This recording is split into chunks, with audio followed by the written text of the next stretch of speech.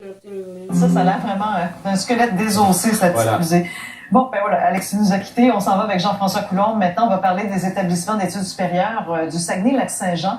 On est rendu à recruter, à travailler fort pour les recruter d'ailleurs, des étudiants qui sont à l'étranger parce qu'on manque de clientèle locale. Cependant, il y a des demandes de visa pour ces étudiants qui sont assez compliquées. Racontez-nous ça. Oui, et en fait, il y a un peu une contradiction entre les besoins du Québec et les exigences d'Ottawa dans ce dossier, Julie.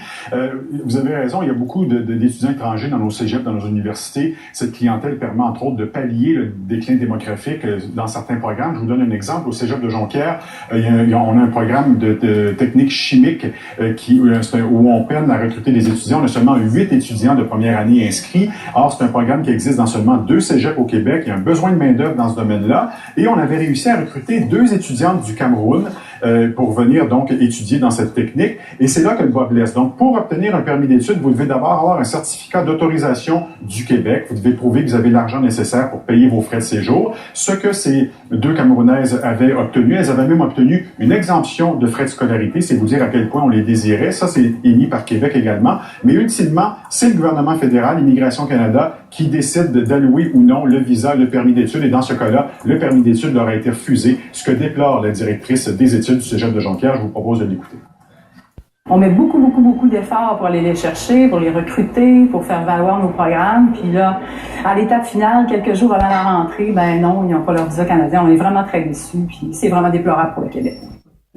Alors, les motifs qui sont invoqués, là, justement, pour refuser les permis d'études, c'est quoi? Ils sont nombreux, Julie, les motifs, et les établissements d'enseignement supérieur sont tenus dans le néant. En fait, les candidats reçoivent le motif de leur refus, mais les établissements scolaires, eux, ne le savent pas. Et non seulement ils ne le savent pas, mais ils peuvent même pas accompagner un étudiant dans sa démarche, dans sa demande de visa. Il y a seulement les agents d'immigration qui peuvent le faire. Donc, ils sont vraiment tenus dans le néant le plus complet. Les motifs sont nombreux, mais un des motifs qui est un peu contradictoire avec les besoins de main-d'œuvre du Québec, c'est qu'un étudiant doit démontrer sa volonté de quitter le pays une fois ses études complétées. Or, la ministre des Relations internationales du Québec, Christine Saint-Pierre, lors de son passage à l'UQAC plus tôt cette semaine, a dit que le Québec désirait, lui, attirer de plus en plus d'étudiants étrangers et désirait aussi les retenir ici une fois leurs études complétées pour combler justement le manque de main-d'œuvre dans certains domaines, ce qui est contradictoire avec les politiques, avec les critères d'Immigration Canada. Madame Saint-Pierre s'est dite consciente de la situation. Je vous propose de l'écouter. On souhaite avoir le plus, évidemment, d'étudiants possibles, ceux qui viennent étudier ici, qu'on puisse les retenir ici. Donc, évidemment, s'il y a des discussions à y avoir avec le fédéral, c'est ma collègue, Mme Veil, qui est sur ce dossier-là.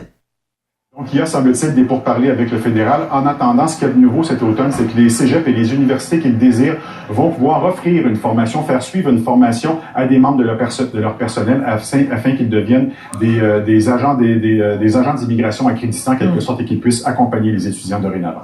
Merci bien.